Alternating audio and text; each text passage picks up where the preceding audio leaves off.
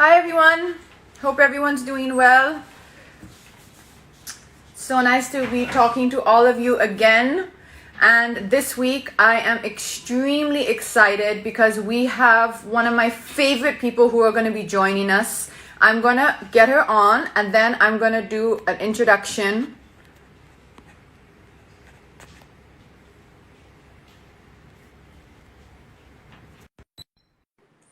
She's going to be joining us in just a minute.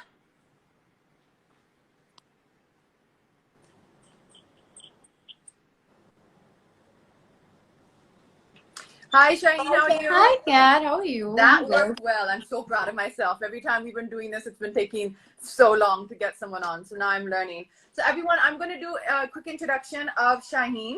So Shaheen is the author of an incredible book, I've Never Been Unhappier. This is an extremely important book, which we're going to talk about in a bit. But first of all, I just want to welcome you all to Self-Care with K Beauty, which is what we're all doing here today.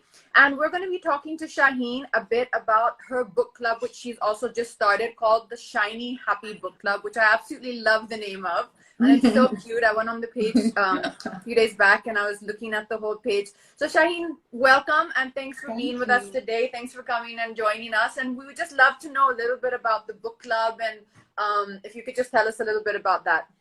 Yeah, so basically, so I started a page called Here Comes the Sun last year in October.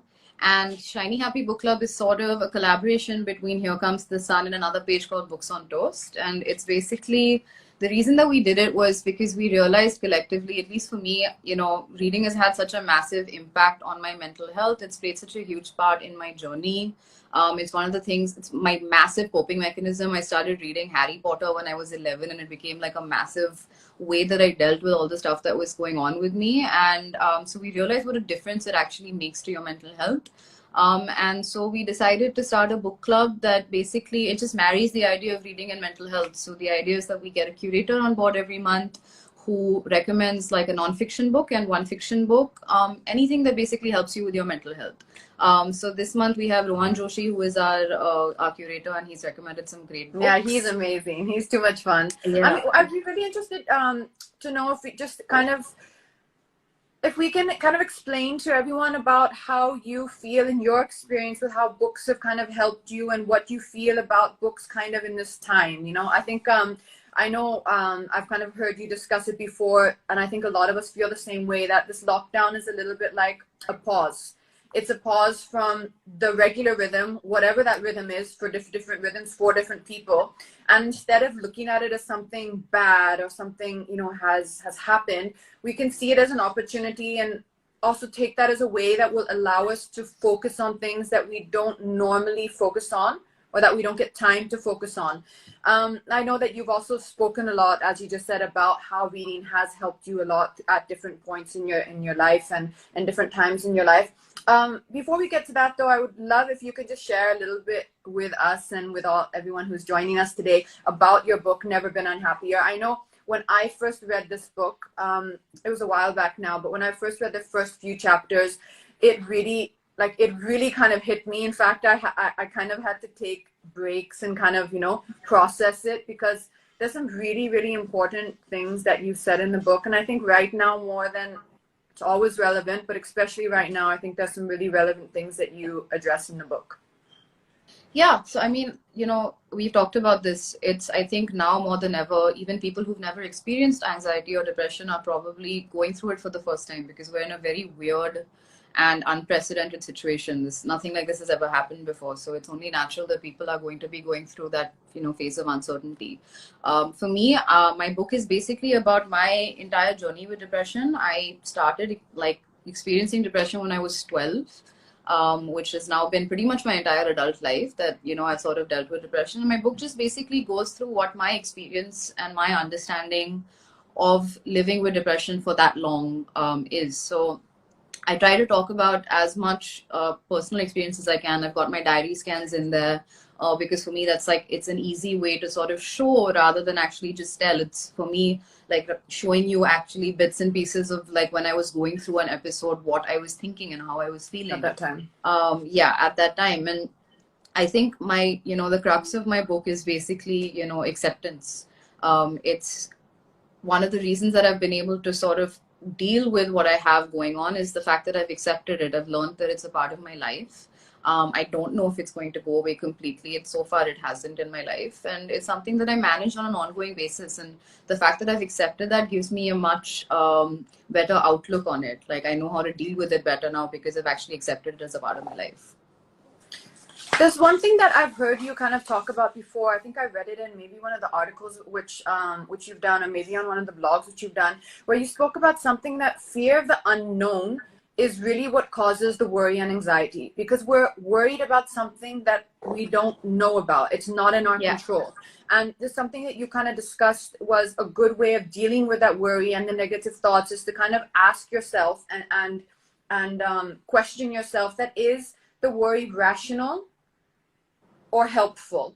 Like, for example, I think you've given an example that you can't control the virus, right? We don't know exactly what is going to happen. It's an unknown. So how much worry about that is even, useful or helpful to us? I'd just be interested to hear a little bit about what you kind of how you so I mean, what's interesting to me is that human beings were the only creatures that actually think of the future. There's not a single other animal on this planet that actually imagines the future or hypothesizes about the future or wonders about the future. We're literally the only living creature that thinks about the future with our imagination, and we create a whole bunch of what ifs and thousands of scenarios of what might happen. And usually, especially in a situation like this, they tend to be pretty scary. They're not good. The what ifs are not really good what ifs because there's so many things that we don't know about. And so I find that really fascinating that human beings are like that. And the thing, like exactly what you said, I think what really helps me is to take my fears and say, okay, is this a rational fear or is it a helpful fear? Irrational fear or helpful fear? Irrational fear is like if you're worried about a plane crash or a terrorist attack, there's nothing you can do about that. But if I'm worried about, I have a work presentation tomorrow, that's something I can actually do something about.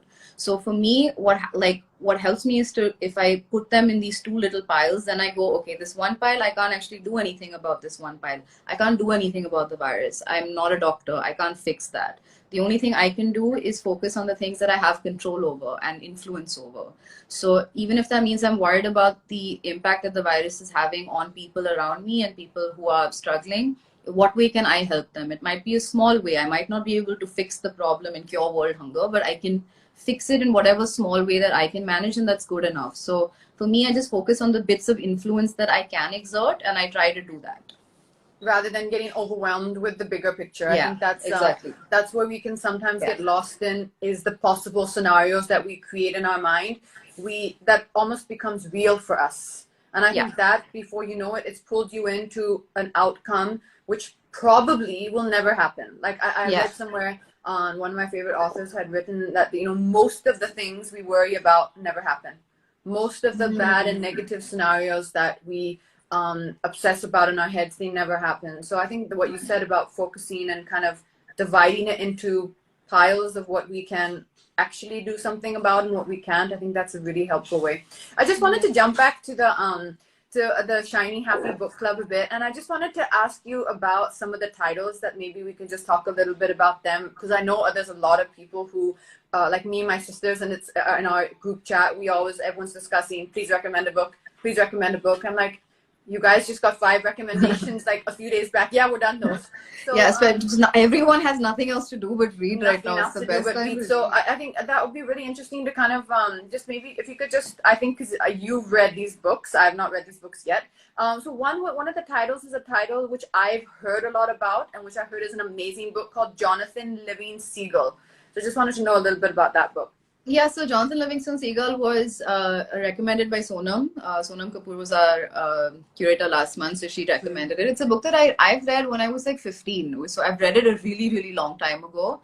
And I mean, so the thing with that book is, I feel like in this day and age, the ideas that book talks about are things that we kind of know. But I think at the time it was quite radical almost in a way, because it's basically talking about the entire premise is about a seagull who decides that he doesn't sort of want to conform to the normal seagull way of living, and he just wants to keep flying higher and higher, and he leaves the flock. And it's basically about not, conforming and pushing yourself and learning how to go higher by accepting who you are and accepting that you're not part of the regular flock. So it's a really nice and uplifting book. Yeah, It's a very I easy think read. that's It's an a very amazing short book book. that people can read Yeah, during this time. yeah. It's something that has been on my to read list for a while. The other one is one of your recommendations is the Hitchhiker's Guide to Galaxy. So the Hitchhiker's Guide to Galaxy is also, it's a classic. It's a bizarre book, but it's one of my favorite books. Again, I started reading it when I was like 14 or 15.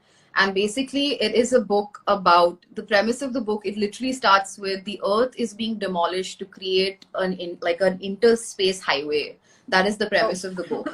That is the premise of the book, but it's hilarious. It is so funny. It is it's one of those things that it just takes you out of your whatever your day to day, whatever your worries are. It's one of the few books that I've read and actually laughed out loud on pretty much every single page.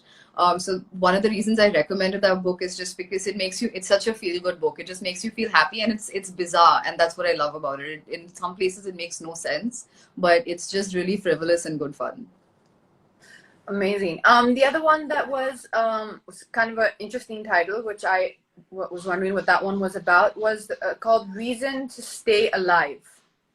So Reasons to Stay Alive is a book by one of my favorite authors. His name is Matt Haig. It's also about his journey with depression, and basically what he had done was when he was dealing with depression, he started a blog, or after he sort of dealt with it, he started a blog called Reasons to Stay Alive, where he sort of listed all the reasons that he felt like he should stay alive despite the fact that he was having such a hard time mentally and emotionally. And it's again it's a very easy read. It's a short book. But it's so beautifully and succinctly explains depression and emotional states that you might not understand. Any kind of fear, any kind of anxiety, it explains it so beautifully. And it's so profound in its sense of like acceptance and sort of accepting the fact that this is ups and downs are a part of life and transience is a part of life. That it's one of the few books that really helped me process what I was dealing with by myself. Amazing. Then there was one book which I think pretty sure I got the Brain. Yeah.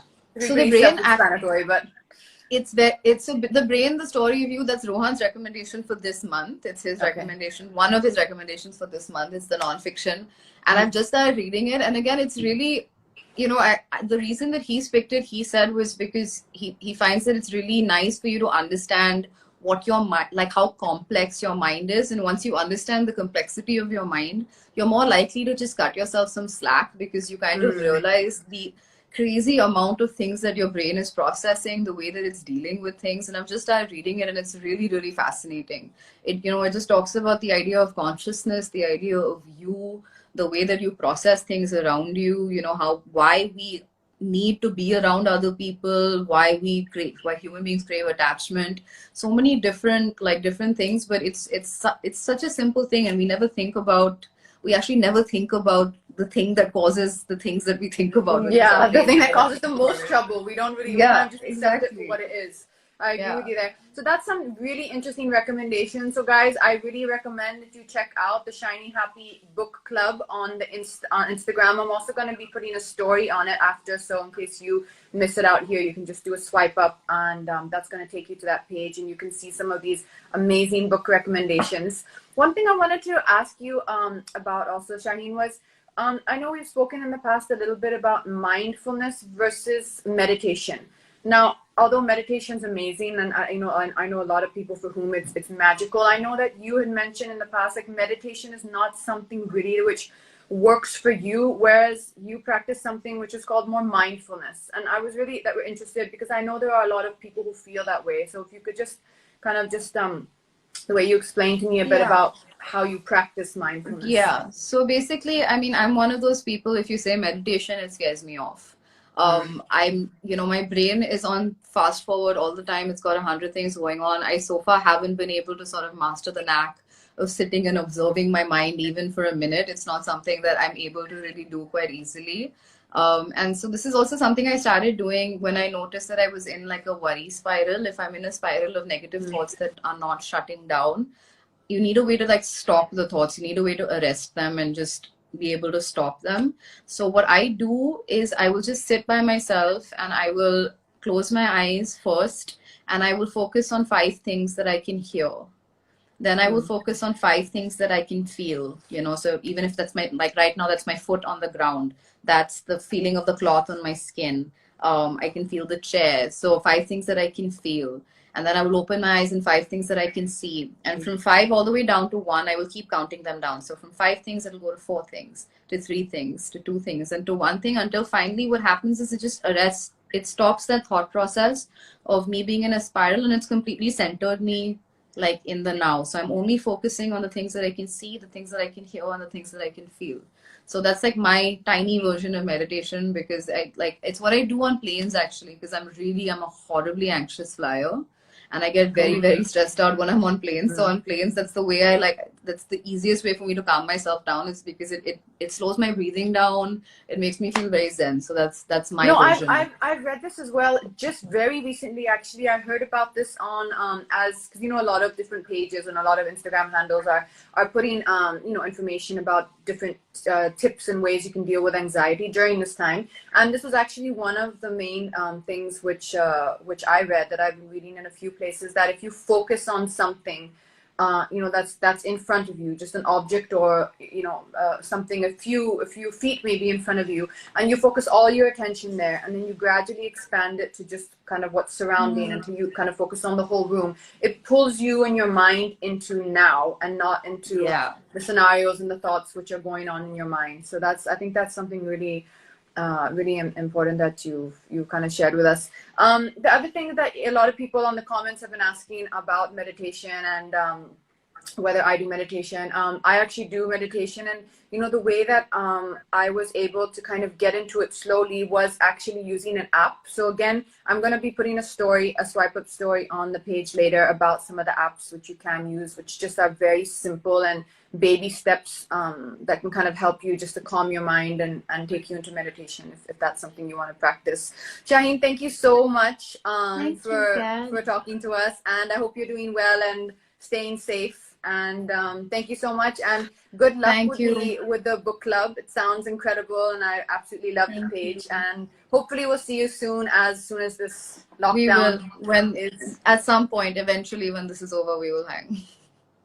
Bye, babe. Thank you. Bye, everyone. Thank you so much for joining us, and stay home and stay safe, and take care of your family and those around you.